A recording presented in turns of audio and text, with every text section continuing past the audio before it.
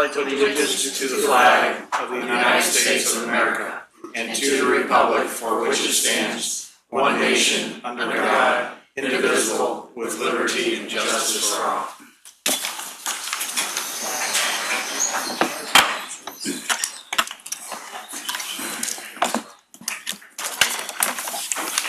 Roll call. Councilmember Erby, Councilmember Page. Here. Councilmember Wassinger. Here. Councilmember Gray. Present. Councilmember Dolan. Here. Councilmember Tracus. Present. Councilmember Harder. Here. Mr. Chair, we have a quorum. We have no bid openings tonight, so we'll move to communications. We'll move for the journal. Oh, do you want to move the journal, Michelle? Or Pat? Go ahead. Hazel. I move for approval of the journal of the meeting of March 27th, 2018. Second. All in favor of approval of the journal? Say aye. Aye. Opposed? Motion carries. Journal is approved. We have no bid openings tonight, so we'll move to communications. Mr. Chair, there are no tax compromises or zoning matters this evening, so we'll move to road and bridge matters. Under road and bridge matters, item number 1, 6th District. Receive, file, and the street be accepted for maintenance as requested, please. Second. All in favor? Aye. Opposed? Motion carries.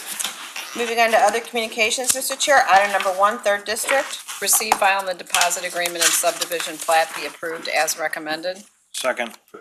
All in favor? Aye. Opposed? Motion carries. Item number 2, 3rd District. Receive, file, and the deposit agreement and subdivision plat be approved as recommended. Second. All in favor? Aye. Opposed? Motion carries.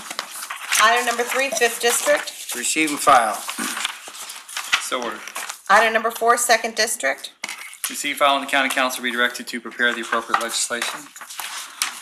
And that will be the order. Item number 5, 4th District.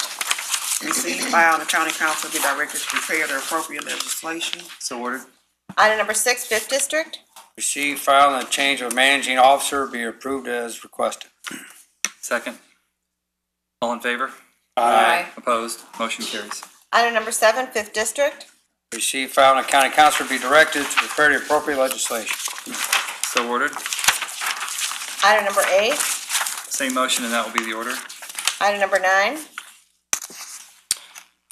Same motion for item number 9 and 10, and that will be the order. Item number 11, 4th District. Receive, file, and the county council be directed to prepare the appropriate legislation. So ordered. Item number 12, 6th District. Receive, file, and the county council be directed to prepare the appropriate legislation. Same motion for item number 13, please. So ordered. Item number 14. Receive and file, and that will be the order. Item number 15, 6th District. Receive, file, contract in an amount not to exceed $1,351,933.22 be approved and awarded to LF Krupp Construction, the lowest responsive bidder, as recommended. And authorization for revisions to the existing traffic control devices be approved as requested. Second. All in favor? Aye. Opposed? Motion carries. Item number 16, 1st District. Receive, file, contract in amount not to exceed $1,140,395.25 be approved and awarded to NB West Contracting Company, Inc., the lowest responsive bidder, is recommended, and authorization for revisions to the existing traffic control devices be approved as requested. Second. Second. All in favor? Aye. Opposed? Motion carries. Item number 17, 7th District.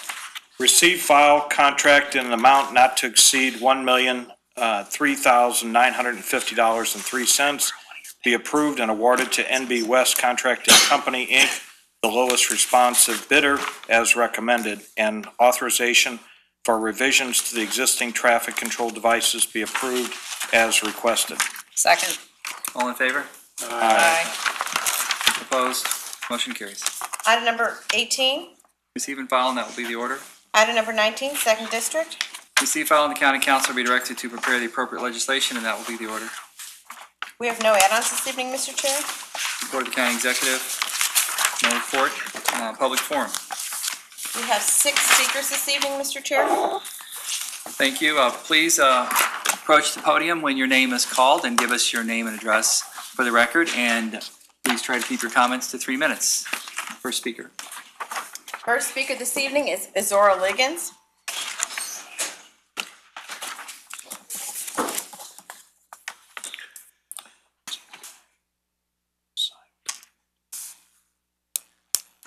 Good evening. My name is Izora Liggins, 5320 Bermuda Road. To Chairman Page, I've been coming here for 3 years now, and I think everybody on this panel knows my situation, whether they're listening or not. And you told me that you would speak to me. You told me I could call you, you would have a sit down with me. You took my phone number, yet you never called. When I called your office, I'm being evaded. You know, right now, me and my family are suffering. I'm not trying to hold up business in St. Louis County, but I'm a person that lives here. I pay taxes here, and I've tried to be a law-abiding citizen. It's hard when people keep ignoring you. And I think it's unfair for you to have told me that you would engage in a conversation with me, and you never did even bother to call. So I need to know, what is the reason for that? Is that the way I'm treated, or just the way you treat everybody, or, because right now I'm being signaled out here. I appreciate your comments and your patience. I'm sorry my assistant's been out for the past 6 weeks, but I have a new person starting, and I'll be glad to set up a meeting and talk to you. I have been listening to your comments over the past year, and I know you've went to a lot of places to try and get resolution. It's a very complex problem, and I feel badly for you, but I don't believe it falls under our jurisdiction. But I'll be glad to sit down with you and try and brainstorm something, and I'm sorry we haven't been able to get together over the past few weeks. We've had a couple of complications, but we're going to get through it. So we will, I did see an email from you, and I'll be glad to work with you and try and get something set up. I wouldn't want you to think that I believe that I have jurisdiction to solve your problem any more than the other folks that you've talked to. I think you have a very complicated and unfortunate situation, but I'll be glad to listen to you and try and help you brainstorm. I'm seeking protection, Chairman. Protection is within your jurisdiction. If I'm being violated by criminals and I live in this county, I have every right to be protected in this county. That falls within the jurisdiction of this county. And I hope everybody looks at that pretty close, because these people are telling me they can destroy my family, and they're doing a good job of it. So I would appreciate somebody caring about me and my family. Well, I think we all of us, everyone on the council feels badly for your situation, but we will make some time to sit down and see if we can help you brainstorm about a solution. Thank you. Next speaker is Captain Tim Cunningham.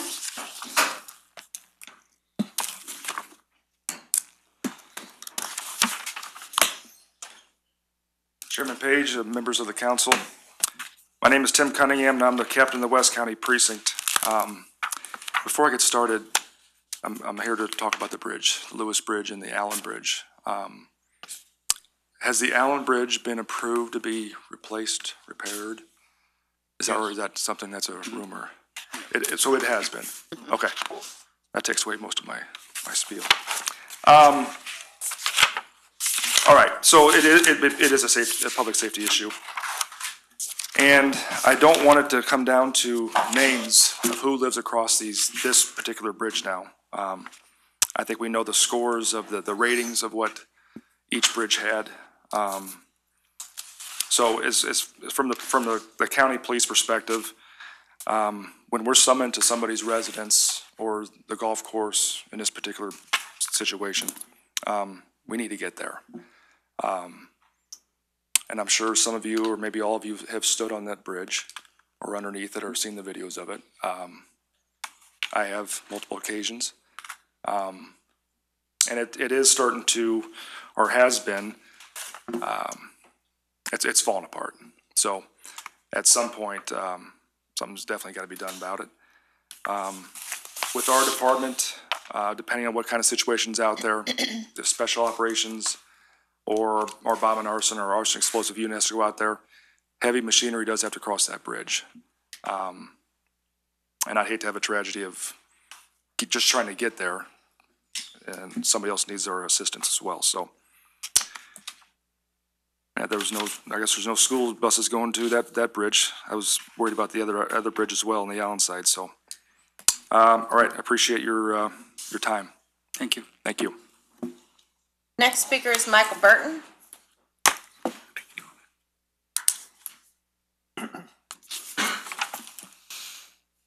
Hello all, Michael Burton here. Good to see you all. 8032 Pembroke, 63123 Afton. I wanted to talk about kids today. Just the story I have here is the 10 reasons why to get your kids into golf. And I'm just going to read really quickly 7 through 10. Avid golfers have a lot of opportunities when it comes to college funding. I've heard this a lot also with females. It's really good to get females, and there's a lot of great scholarships out there if you get them into golf. The earlier your child starts, the greater his or her chances of gaining access to scholarship money. Number 9, spending time with the family. Golf is a game that encourages family participation. When children are young, they enjoy doing it, just about anything with you. Golf is an opportunity for quality bonding time, and it's one that can last a lifetime. Number 10, it's fun. This should probably be at the top of the list. One of the best reasons to get your son or daughter involved in golf is they'll have an absolute blast. They'll have the chance to learn new skills, both physical and mental, make new friends, and discover new opportunities. There are a million things you can buy your kids and gift your kids in the hope that it helps them learn and grow, but only a few will make a real impact. Golf is one of them. And I'm going to jump back up to number 7, important life lessons. Golf closely parallels real life. As one experiences the highs and lows of the game, the range of experience from birdies to bogeys rewards a young person's ability to keep each shot in perspective, manage one's emotions, maintain a positive outlook, and focus on the shot at hand. Golf is a sport that will teach your child integrity, discipline, and respect. As they learn to conduct themselves on the golf course, these lessons will translate directly into everyday life. So I think just wanted to point out, our future, our kids, we really need to keep them in mind whenever we're thinking about this proposal that's being delayed right now. There was somebody I met the other day. They came in from Kansas City. And 3.5 hours, not too far. 40-year-old gentleman, had 2 kids. Wanted to come after he found out the Tower T could possibly be closing, just so he could take his 2 kids to Tower T. That's how much it meant to him. And he told me, he goes, I could teach my kids how to play golf in Kansas City. I wanted them to experience this. And as they did it, him and his wife and his father that was there had tears in their eyes. One last quick thing as far as kids go, I spoke to the principal of Mainier Elementary School in the school district of Afton. And something that I've had a concern is that some of the kids that are going to lunch, they're going in staggered lunches starting quite early in the day and then also quite late into the day, where they're having lunch and then less than 2 hours they're going home, and they're having to give them snacks to hold them over because they're building onto all these schools, but the infrastructure of the school, meaning the cafeteria and things, can't sustain all of the extra classes and all the extra students. So that's something to keep in mind. Thank you all. Thank you, Chairman. Thank you, Michael. I apologize, that was off. Question? May I make a remark? Just for the record, you can sit down. Thank you. Thanks for your comments. As we've gone over numerous times, you and I, and people that you've been with, my sons took golf lessons there. They played in a league there. I've been there since in high school. I would love to see Tower T stay as much as my children would or anybody else. But St. Louis County does not own the property, and the lease is managed through Tower T through Tegna. St. Louis County has nothing to do with that lease. Is there a sale? It's not our property. I don't know what they're doing. It's none of my business right now what Tegna does. Is there a sale? Michael, your time's up. We'll have to let Councilman It's Sheldon between speak. Tegna and whoever they want to sell it to. Okay, thank you. Next speaker is Patrick Fetter.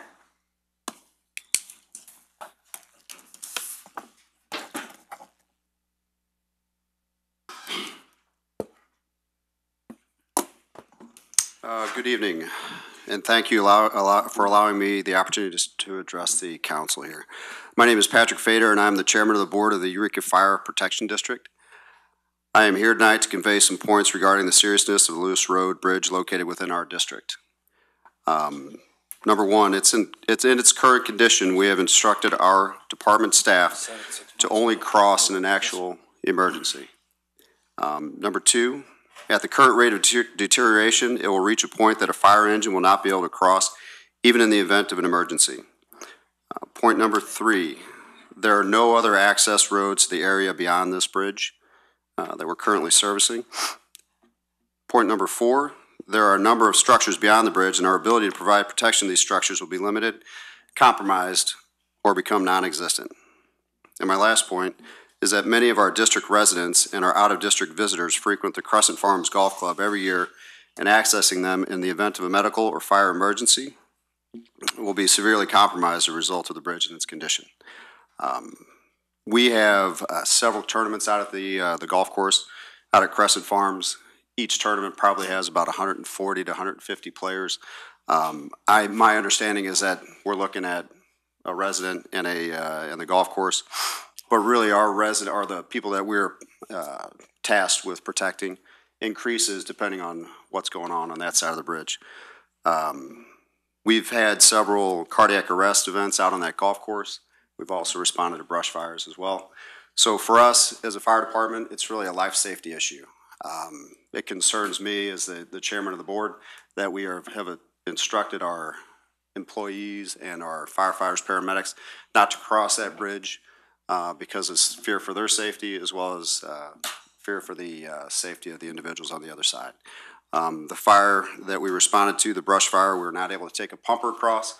Pumper weighs several thousand pounds, so we had to fight that fire in a much different way than we typically would. So delaying, if any of you have had a cardiac event, I hope that you have not, or had a loved one that has, but you know that time is of the essence. And if that is delayed because we're not able to cross that bridge because of the weight limits and restrictions, that severely compromises our ability to do our job. Thank you all for allowing me to speak. Thank you. Next speaker is Rich Pallarito. Oh, okay.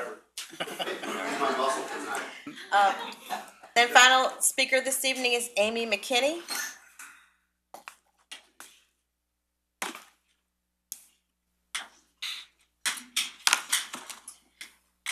Amy McKinney, 266 Palm Drive, Hazelwood, Missouri, 63042.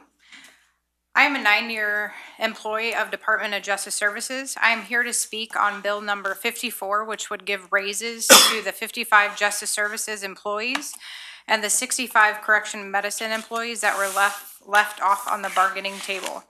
We would like to thank the council and County Executive Steve Stenger for your continued support and working to resolve this issue.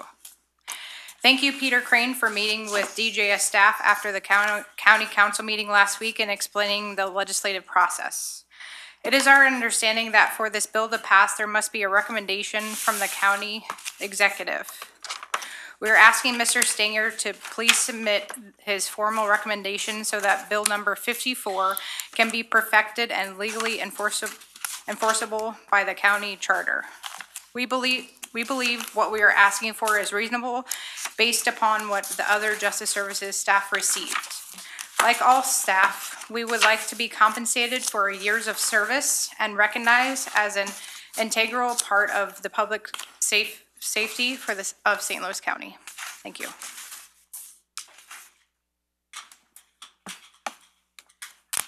This concludes our public forum. Introduction of bills. Bill number 56, introduced by Councilmember Page, an ordinance authorizing the county executive to accept 4 grants totaling up to $573,111 from the Office of National Drug Control Policy, appropriating the same for support of police functions related to drug law enforcement, and authorizing the county executive to execute necessary documents. Bill number 57, introduced by Councilmember Harder, an ordinance authorizing the county executive to execute a contract with WSP USA Incorporated for design services in connection with the runway 8R-26L pavement and edge lighting rehabilitation project at Spirit of St. Louis Airport. Bill number 58, introduced by Councilmember Tracus, an ordinance authorizing the county executive to execute a contract with Metropolitan St. Louis Sewer District for a stormwater project to reduce ponding on roadways in the area of Union Road between Morgan Ford Road and Weber Road.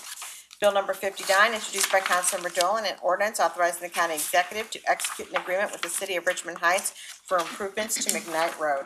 Bill number 60, introduced by Councilmember Page, an ordinance authorizing the county executive to execute a contract with the city of Maryland Heights for reimbursing costs incurred by St. Louis County related to ADA improvements to pedestrian facilities along a portion of McKelvey Road.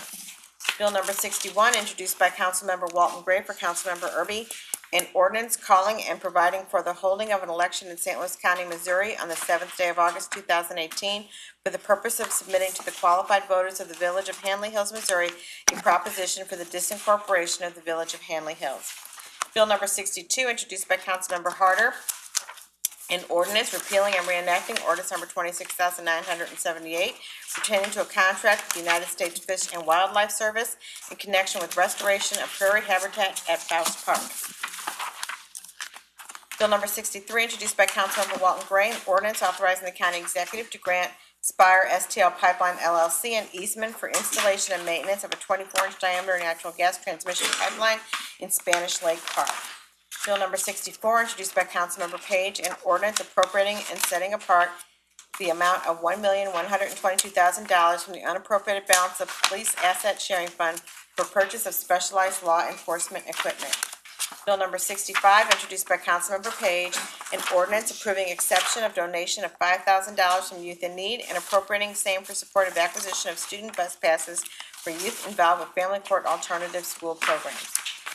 Bill number 66, introduced by Councilmember Walton Gray, an ordinance calling and providing for the holding of an election in the county of St. Louis on the 6th day of November 2018 for the purpose of submitting to the qualified voters of St. Louis County a proposal to impose a countywide sales tax of 1/8 of 1% for the purpose of providing funds for the management and care of animals and other zoological activities and zoological facilities of the St. Louis Zoological Park Subdistrict, in addition to all other sales taxes presently levied, and imposing said sales tax conditional upon approval of the proposal. Bill number 67, introduced by Councilmember Page, an ordinance establishing the property on which the former Lakeside Center is located as part of the county park system and reserving the Lakeside Center facilities for purposes promoting the public welfare. Bill number 68, introduced by Councilmember Wassinger, an ordinance amending ordinance number 26,009 is amended by repealing and reenacting Section 2 pertaining to PC 30-14, John P. King. Bill number 69, introduced by Councilmember Tracus, an ordinance amending the St. Louis County zoning ordinance in the official zoning district maps by changing the boundaries of the NU non-urban district and the R6A residence district as provided herein, PC 03-18, Herman and Kittle Properties Incorporated, cottages on Gravois. Bill number 70, introduced by Councilmember Tracus, an ordinance authorizing and giving preliminary approval to a planned environment unit development of attractive land located in the R6A Residence District, subject to conditions, PC 04-18, Herman and Kittle Properties Incorporated, cottages on Gravois. Mr. Chair, that is all the bills. Perfection of bills. Bill number 305, introduced by Councilmember Harder. Please hold Bill 305. Bill 305 is held. Bill number 350, introduced by Councilmember Erby.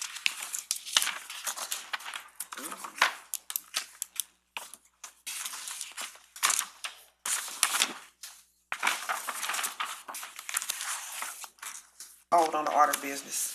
Bill 350 is held. Bill number 32, introduced by Councilmember Page. Move to hold Bill number 32, same motion through item number 35.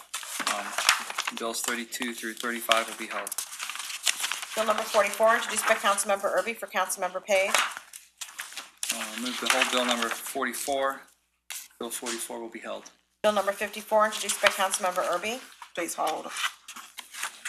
Bill 54 is held. Bill number 55, introduced by Councilmember Page. Move to perfect Bill number 55. Second. All in favor? Aye. Opposed?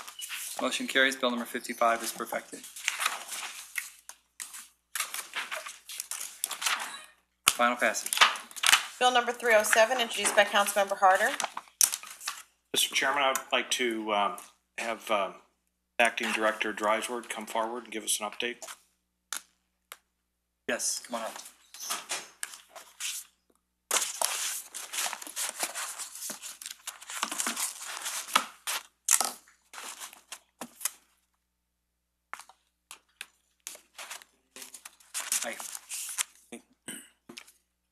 Mr. Drivesword, can you give us an update on the Lewis Bridge, where we are? It's currently still in the same condition it was. And obviously, the winter's probably not done it any good, but the bridge is still open. We'd reduced the speed limit. We've reduced the weight limit, and we're waiting for council approval to acquire the necessary right-of-way to construct it. The items that were brought out in the engineering report of January 2018, has anything changed since then? No. So it's still, is it deteriorating more or less, or? Yeah, it's relatively in the same condition. Obviously, it's not going to get better. I mean, bridges don't heal themselves, but over the course of time, it will continue to deteriorate. But nothing significant has changed. Is this bridge still on a weekly watch list? It is. Is this bridge still the worst bridge in St. Louis County? Between this one and Allen Road, yes. Okay. The Allen Road one is moving forward, correct? Correct. We are currently in the process of acquiring the right-of-way to go for construction of the bridge. Are you having any problems getting right-of-ways? No. Okay. And what's the timeline on the Allen Road Bridge at this point? The Allen Road Bridge, we would anticipate it being under construction probably late this year or early next year. And on this one, we were looking for both of them, we were looking for federal matching grants. That's correct. Are we up against a deadline on that? We are. We have to submit PS&E approval to MoDOT by June 15th. That entails final plans, which will be complete. The right-of-way has to be completely purchased and cleared, and then the bid estimate. And who has the authority to shut this bridge down? Department of Transportation, I guess I do. Okay. And what would, let me rephrase it, what would guarantee a shutdown? I mean, what would you look for that would shut this bridge down? If our chief bridge engineer indicated that she was concerned about the safety of people using the bridge, and we were concerned in that manner, and we could no longer reduce the weight limit or allow any traffic on the bridge, we would make that decision to shut it down. And what is the weight limit on the bridge right now? I believe it's 12,000 pounds, but I'd have to double check that. I'm sorry, I don't. And what does that equate to? It's a light, basically a light service vehicle. So a soda truck or a UPS truck? Yeah, I really would want to check that before I get into more detail. I'm going off of memory there. So. Okay. But an ambulance and a fire truck would be too heavy? An ambulance I'd have to check. Definitely a pumper truck would be way too heavy at this point. Okay. Have you heard from any of the people along this road about their experience with this road or bridge? We have heard from a couple of people who use the golf course, but more we heard more from the residents on Allen Road. Okay. Anybody else have any questions for Mr.? Just Go ahead. This is a county road, right? I mean, is there any question about that, or? There's no question. We own the road back to the 1800s. And the bridge. We actually predate the Union Pacific Railroad. The bridge as well. The bridge as well. We've had many discussions between the two legal departments about the ownership of the bridge. They've agreed to pay approximately 15% of the construction costs. Thank you. Mm-hmm. Mr. Chairman? Go ahead. I'll ask you. Councilwoman Wassinger? Yes. Dan, thank you for the information. I spoke to you briefly today. I was wondering if you could share with the rest of the council the participating members that would be contributing to paying for the bridge. So there's federal dollars attached, which is $750,000. St. Louis County will participate, and the railroad is participating as well at the 15% we discussed of construction. So the railroad ultimately is participating at about $216,000. We have an agreement with them. We do have some costs to them that would, if you net out the contribution, we have to pay for flagging and we have to pay them for their property. But they are paying us $216,000. Those are typical costs we would pay for any railroad bridge. We would usually not get money from the railroad. Could you also elaborate on the timeline that when this bridge was identified as being of concern? Right. So I'm not sure exactly when the project was initiated within the department, but we advertised on the St. Louis County website for a design consultant on May 13th, 2013. And the council approved the bridge, or the design consultant in ordinance 25720 on March 19th, 2014. Okay. And did we spend money on? Yes, we've fully designed, we have fully paid out the consultant, or we will end up fully paying out the consultant for the design of both the Allen Road and Lewis Road Bridge. So we have somewhere in the neighborhood of $400,000 invested already in the bridge design. Okay. And railroad agreements in further review. How old are these bridges?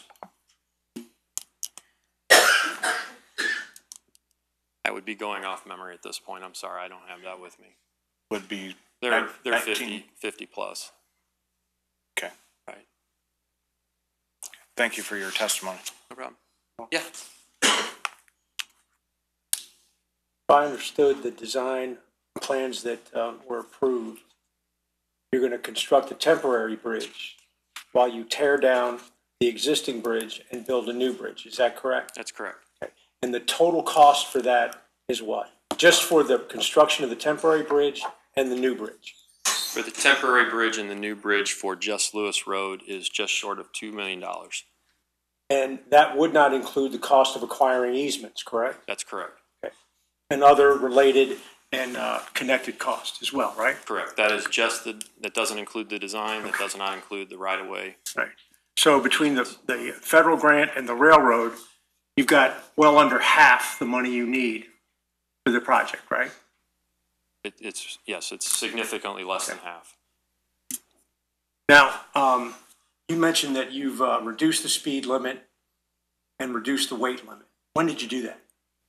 We've done that twice. The first time, I can't remember when, it's been a while. The second time, we reduced the speed limit and weight, I want to say in the fall or early winter of 2017. And you haven't reduced either since then, is that right? I don't know that we will. I think the next step is closure. Okay. Now, with respect to the federal funds, is it possible that you could access those funds for a different project? No. They're unique to this one? They'll be returned to East West Gateway and they'll be designated for a different project, which may not be St. Louis County's project. But it could be. It could be, but my guess is it would be unlikely.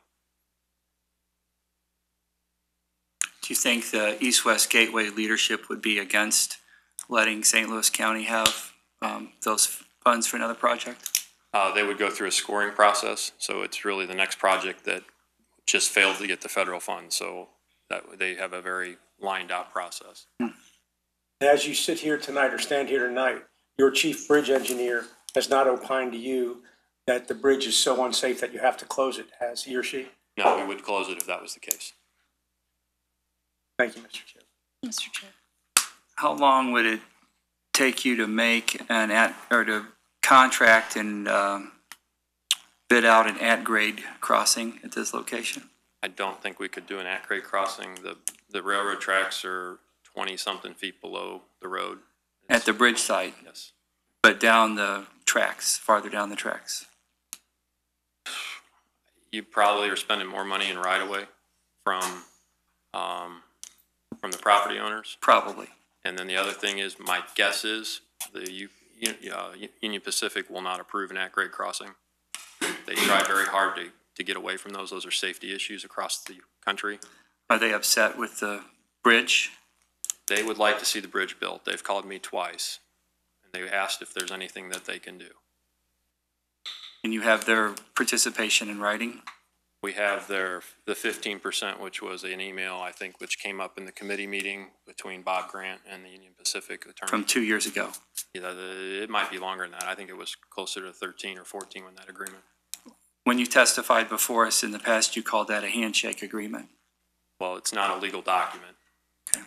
But we have an agreement, a draft agreement that's ready to be agreed to upon project. You had another question? Going forward. Well, you asked my one question about the at-grade, but if we were to approve this evening, does it come back? Will we see it again? Will the You'll council see see? it once more when we come to you with the bids for the construction. And at that point, we would know if there were any new participating members who might contribute to the cost of the bridge. I don't believe that would come up in that process. I mean, if you're, I mean, you can ask, we can let you know if there's other participation. I'm assuming you're referring to donations of some sort or. Yes, or anybody who might. I mean, you can ask, and I'll answer you. I hope so. Okay, thank you. Sure. Councilman One Hart. more. So when and if you close this bridge, what happens to access on the north side of this bridge? There is no access left through this route, and there is no other public route. So do you give like 24-hour notice, or how does that, when you close a bridge like that When too? we determine it needs to be closed, it needs to be closed. My guess is what we would do is we'll make that determination depending on the immediacy. I would assume it would be an immediate. Usually the bridge, when they get to that point, bridges, they have safety design in them, but it's usually an imminent. Nobody knows exactly when that bridge is going to fail. We would probably close it for safety reasons and then probably have a consultant verify our assessment, which will also require an additional railroad agreement to get access to the tracks. So we would go through the same process of getting a report, just to verify that they agree with us. That's why we did that report as well. We wanted to make sure that somebody else didn't think we were missing something. So the property owners would not have access to their property, is that what you're saying? No. And the golfers at the golf course, they would shut down? There would be no access to the golf course, that's correct. So that business would go away? And not even by foot, because you can't cross the road right away legally. And there's no parking on the street up to the bridge that people could park and walk? No, 2-lane road. It's a 2-lane road. Okay, thank you. So Dan, when you or someone else testified in the past, maybe it was one of the emergency service providers, they mentioned that the access would be difficult from the Allen Road Bridge because the road connecting the property was a cart path. There is a cart path, that is correct. I think you could get down to Allen Road through a cart path. I believe there's also a gravel road and trail that goes down to the river, which is not a flood-free access. But I don't believe we own all the access right there, and it is not a road I would ever approve for public use. I don't even know how wide it is. I mean, it's private property. We have not driven down there to look, but it's, I mean, you can look from Google Maps. It's a gravel. So the access would be limited. Yeah, it's. Your question? That's what I was going to ask about. So Allen Road, does that provide access at all? The golf course, Or maybe the backside of the golf course, but not to where the clubhouse is and where you would start. Okay. And I don't believe there'd be any parking along Allen Road there either. It's a 2-lane road, and it's I don't have the guts to go tell those residents that we're going to put a couple hundred cars there every day for the golf course. I wouldn't want to be the one to do that. Okay. Thank you. Appreciate your consideration. Thank you. Thanks for coming up.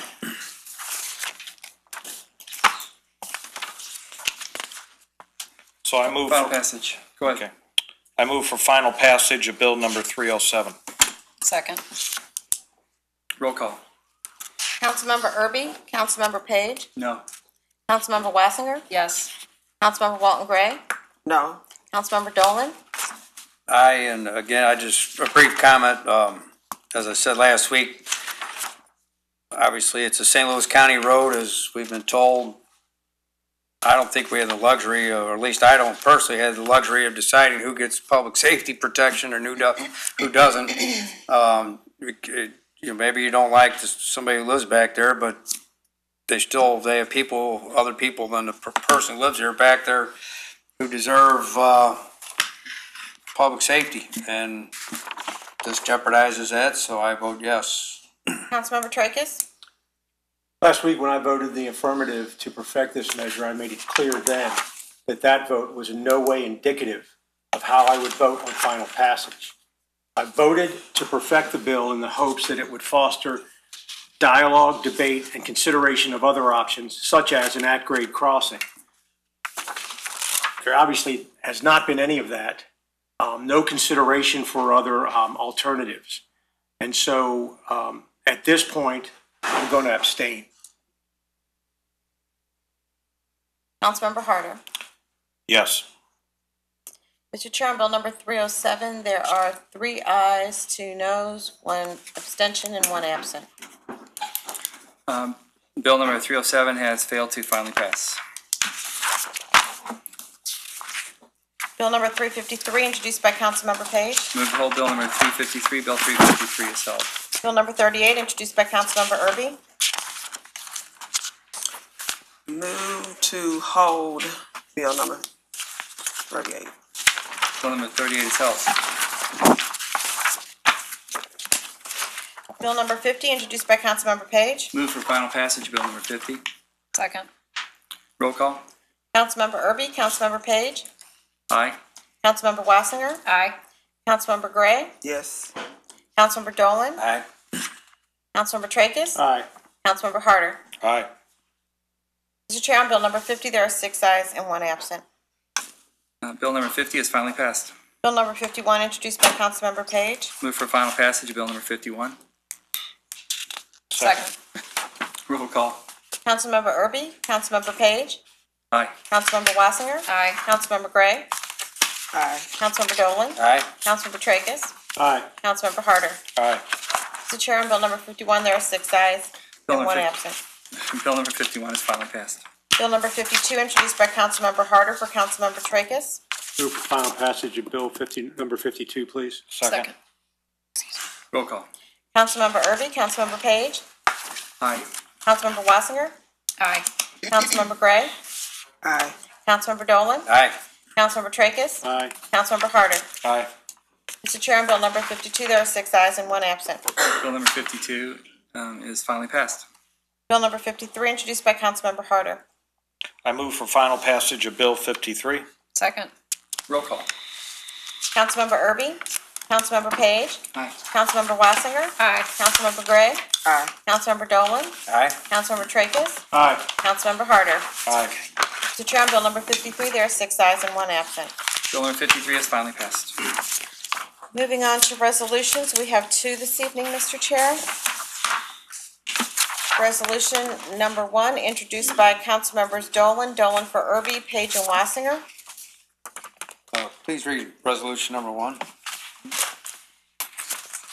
Whereas service to others is a hallmark of the American character and central to how we meet our challenges, and whereas AmeriCorps and Senior Corps participants address the most pressing challenges facing our communities, from educating students for the jobs of the 21st century and supporting veterans and military families to providing health services and helping communities recover from natural disasters.